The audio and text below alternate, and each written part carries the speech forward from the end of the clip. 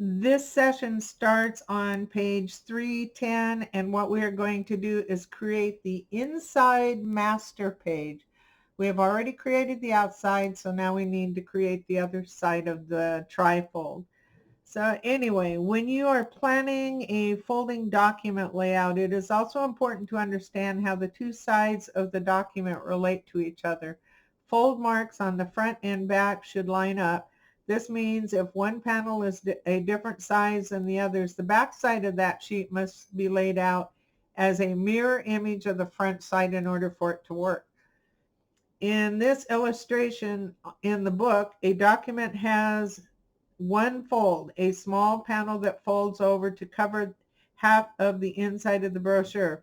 Fold marks on the outside must mirror the ones on the inside of the brochure, so when folded, the two sides will line up properly. So they have given you an example on page 310, so do take time to look at it so you can kind of understand how that works.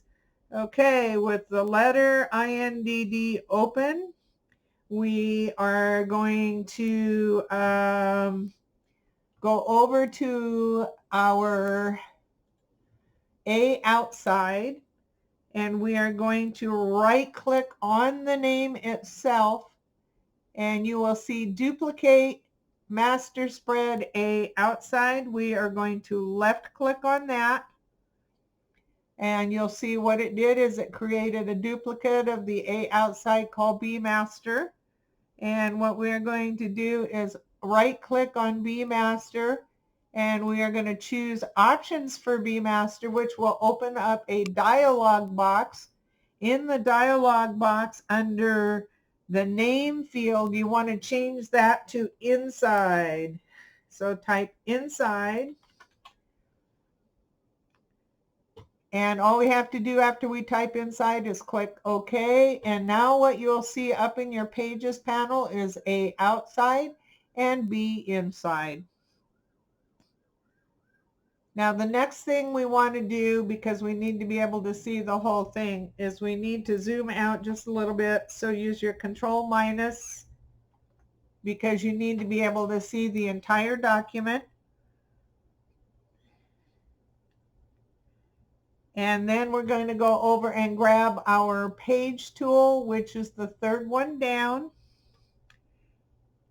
And we're going to double click to make sure we're on B inside and not A outside. This is B inside because I double clicked on the B inside.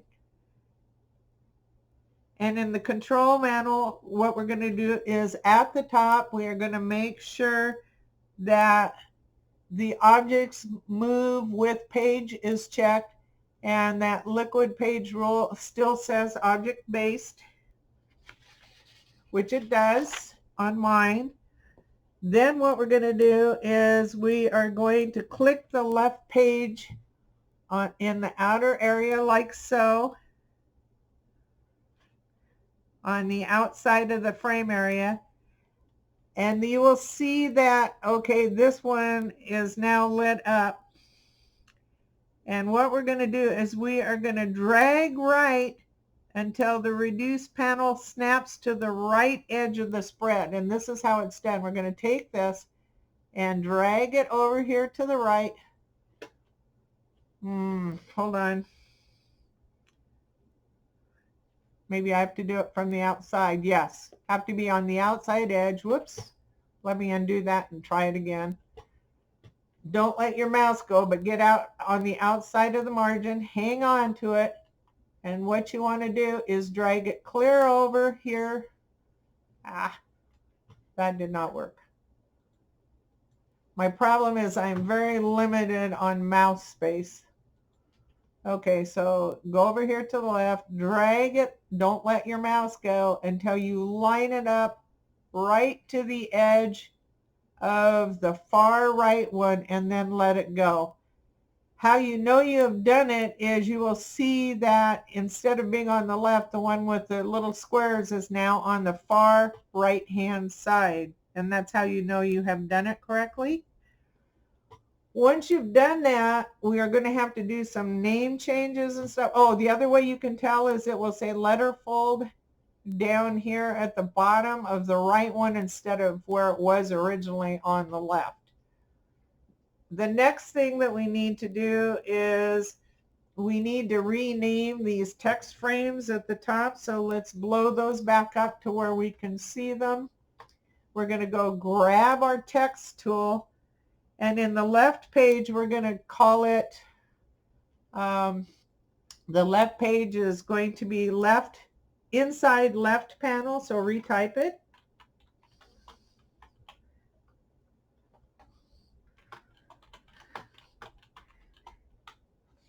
The center one is going to be inside center panel,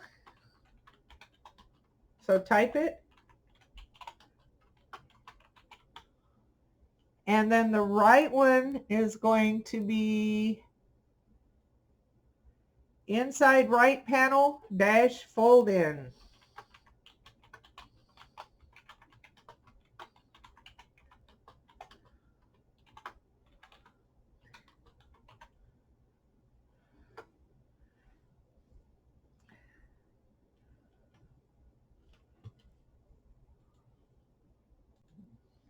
Now another thing that we're going to have to fix because we move things around is you will notice that we have the fold guide right here, but we are missing one on this area. So we're going to go grab our selection tool, and the slug guide is sitting over here on the far right hand side. So click once so you can see it. And the easiest way to move this once you have it selected is with your arrow key. So what I would recommend is once you've got it selected, just take your arrow key and keep scooting it over to the left until you have it lined up with the fold again. And it looks like this one might be slightly off by one arrow key hit, so I fixed that one too. You also need to do it on the bottom, so scroll down to the bottom and grab that far right one again and take your arrow key and move the fold guide over to the line.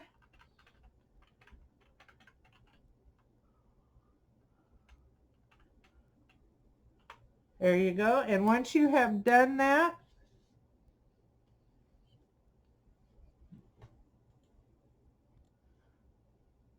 you are going to need to take the letter fold one with the date and move it back over to the left hand side.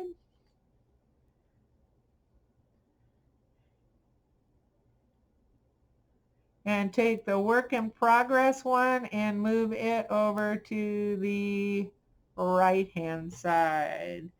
Once you have done both of those, let's do a Control S to save our current work. Oh, one other thing I forgot to tell you. Let's go back to our A outside a minute. If you find that you have the text areas in the bleed area, please move them down below the bleed area. Okay, you do not want them in the bleed area. You want them just in the slug area, which is the non-print area.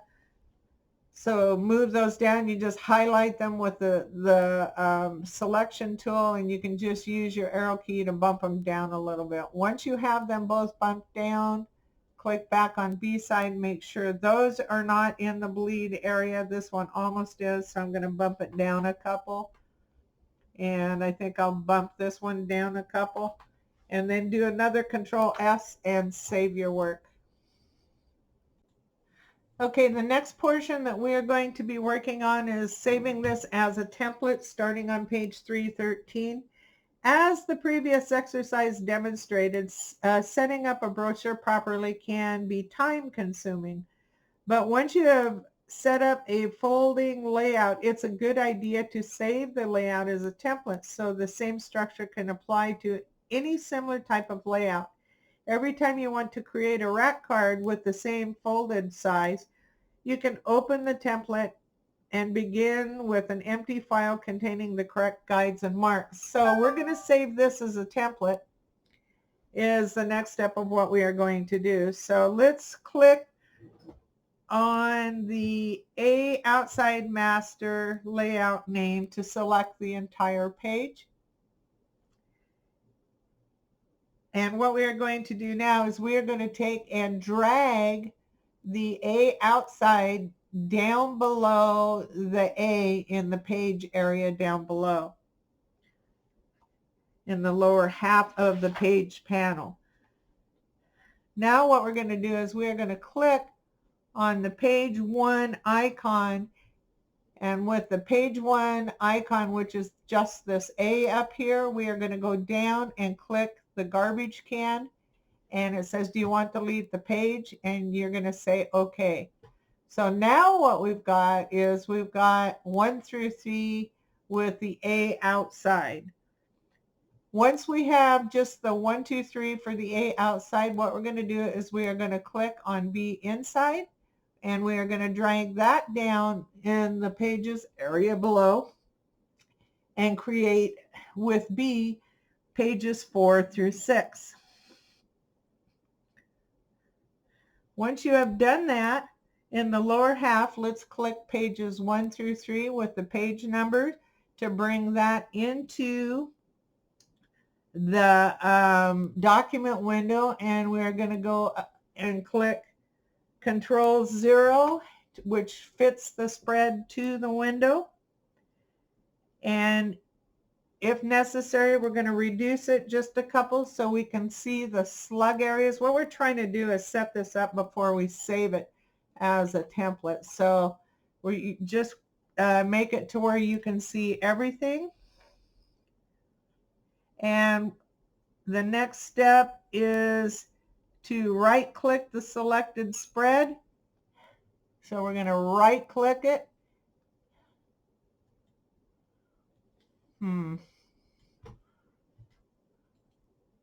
And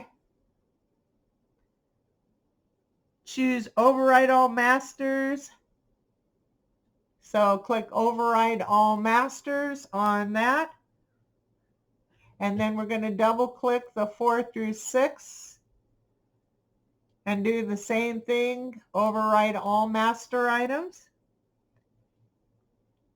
Then we're going to open up the type pane of preference box. So in order to get to preferences, we have to go up to edit, click on preferences, and click on type, and open up the preferences box. And what we want to do is we want to make sure we uncheck the smart text reflow option, which is clear down to, I don't know if you can see this in my window, it's towards the bottom of the area. It says smart text reflow. You uncheck that and click OK.